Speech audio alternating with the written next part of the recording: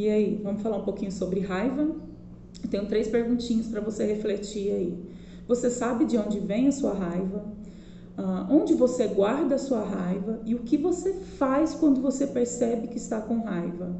Né? Se você não percebe a sua raiva, ou se você é uma pessoa mais tranquila, já resolveu essa questão com a raiva, eu tenho certeza que você conhece alguém que tem esses sentimentos mais aguçados, que tem ímpetos de agressividade, de irritabilidade.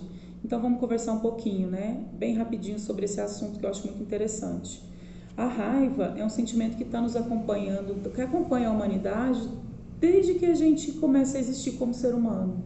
Né? Desde que a gente é primata, a gente tem essa força dentro da gente que contribuiu para que a gente conseguisse sobreviver, para que a gente conseguisse caçar, para que a gente conseguisse se agrupar em bandos, defender o próprio bando.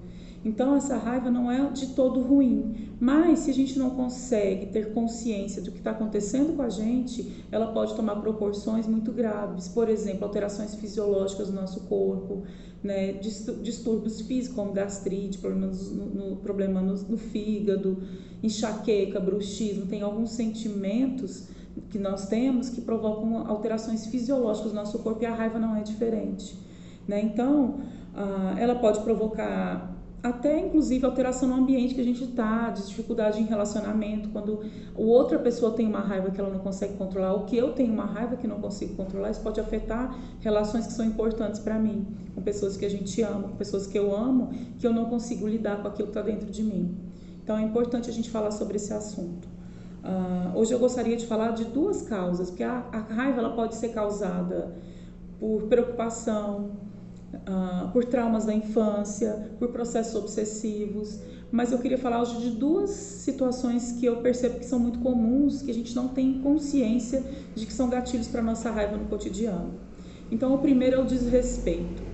A raiva é um sinalizador de desrespeito. Sempre que eu me sinto desrespeitada, é natural que o meu organismo reaja com a raiva. É natural que a raiva seja despertada dentro de mim.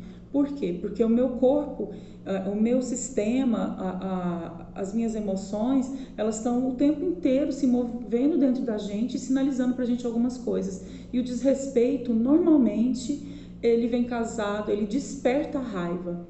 Então, quando eu sou adulta, eu consigo, se eu me proponho a isso, se eu me trato para isso, eu consigo olhar para essa raiva e consigo perceber que o que está acontecendo que essa raiva o que essa raiva está querendo me falar. Então, sempre que tem um desrespeito, o que é saudável de um adulto é dizer: isso aqui não faz parte de mim, eu não concordo com isso, eu não aceito isso aqui agora. Entende? Então, se alguma situação que você está vivendo está provocando em você a raiva, observa se você está sendo desrespeitado. E se você estiver sendo desrespeitado, você precisa utilizar essa raiva para colocar limite naquela outra pessoa, naquela situação. Se a raiva tem uma outra, que é outro ponto que eu queria falar, se ela não é uma sinônimo de, se o outro não está te desrespeitando, mas ele não está te agradando, então pode ser que você esteja tendo uma questão egóica. Então o meu ego, não sendo agradado, não sendo atendido naquele momento, ele fica chateado e naturalmente a gente sente raiva, como uma criança dando birra por um brinquedo, dando birra por um chocolate. Né? Então a gente precisa saber se essa raiva que eu estou sentindo, se a minha raiva ela tem um fundo adulto, né, que eu estou sendo desrespeitado e eu vou agir como adulto, ou se essa raiva ela tem um fundo infantil, né, de querer ser agradado, de que as coisas não saíram do jeito que eu planejei que o meu trabalho ia acontecer assim, assim, assado, eu planejei que o meu passeio ia acontecer daquele jeito, isso não aconteceu, eu senti raiva, eu fiquei irritada com aquilo. E aí eu preciso saber, o adulto resolve as próprias questões, a criança não resolve as próprias questões.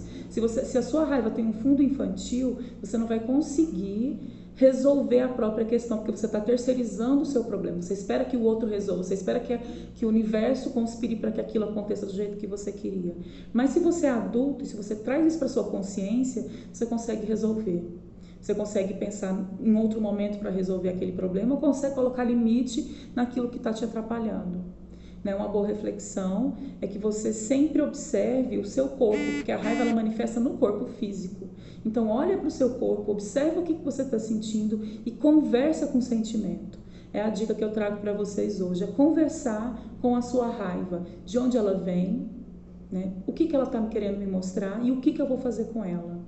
Essa é uma maneira adulta de lidar. Se você tem dificuldade de fazer isso, se você tentou já, ou se você quer, se vai se propor a fazer isso e você não consegue, talvez seja a hora de você procurar uma ajuda profissional para que você tenha um equilíbrio, uma vida mais equilibrada, uma vida emocionalmente mais saudável.